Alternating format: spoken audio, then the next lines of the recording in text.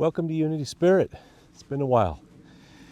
So this last month I decided to finally memorize the Sermon on the Mount, something I've been tinkering with for, a year and a half at least, and I finally decided to get it done, and I got it done in about, maybe 5 weeks.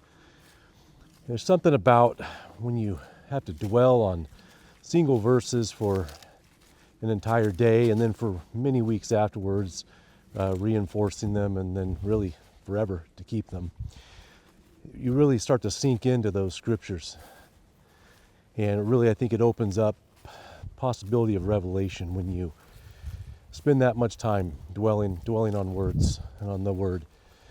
And so I wanted to share a few things that have come through to me while I went through this process. And this will probably be a few videos, but I want to talk about a couple verses. The two that hit me probably the hardest, and it was basically where I had left off last time I started to memorize, and that's Matthew 5:25 and 26, where it says, "Come to terms quickly with your accuser while you're on the way to court with him.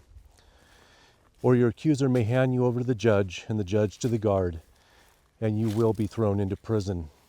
Truly I tell you, you will never get out until you have paid the last penny." Now, if you look this up as I did after this experience, I've got about a dozen commentaries on Matthew and on the Sermon on the Mount. It's pretty straightforward. It's a pretty literal explanation of it, except for one person, Keener. Although he doesn't really have a different explanation, he does point out that there's an issue with the text because neither Jewish nor Roman law allowed imprisonment for debt. There were possibly some Gentile nations or cities at that time that did it, but for the most part, this really wouldn't have been applicable to the audience he was speaking to. You just didn't get thrown in because, well, one, how could you ever pay to get out, as it says, unless you had a rich friend or relative that bailed you out. But again, Rome had outlawed that practice hundreds of years before Jesus. So this was on a Friday, and I think too that morning I'd been meditating on the sorrowful mysteries, the last 24 hours of Jesus' life. And as I read this, something different opened up for me, and I sort of had this vision that played out to me while I was sitting there reading these. And I saw a courtroom, and I saw myself standing there before the bar, and up on the judgment stand. You think when you go to court, maybe after you've passed, you'd probably want Jesus at your side, but he was sitting up on the bench. And instead, next to me was Satan, or Hasatan, which in Hebrew is the accuser, which matches with the translation I was reading. And he had a stack of papers in his hands, and I'm going through a lot of stickers right now. And they had writing on them, red writing. And he makes his case, and he says, "He belongs to me, and I brought receipts, and they're signed in his blood." And then the judge, Jesus, he motions, and the papers are brought up to him, and he's flipping through them.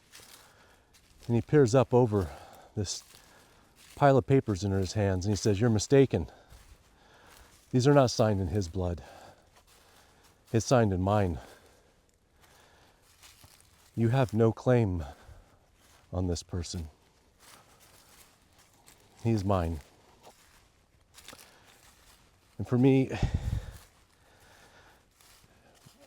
that's what this scripture is about coming to terms with your accuser while you're on the way to court with him.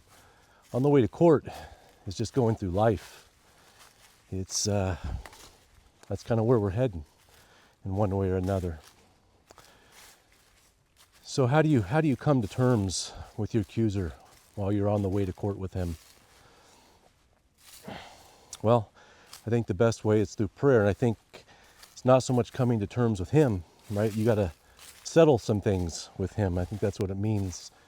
And so I think you do that through prayer and through asking for forgiveness, right? You're calling your brother and you're saying, "Hey, that deal you told me to avoid, I made it, and I'm stuck, and I need some help getting out. Can you can you send a little grace my way, right? And that's how you come to terms with your accuser. You know, by asking him to pay the debt. You know, and then you go down the road and you maybe make another bad deal, and you got to do it again. And that's part of life. And then hopefully eventually you stop making most of those deals or all of those deals. So that's just some personal revelation, and that's what it is that came through as I read that, and hopefully that that might help you. You know, that that we're not alone in this world. It can get a little dark at times, and you can get sucked into it. And there's always hope. There's always a way. So I'm just going to leave you with that, and I'm going to turn back around. Have a great day.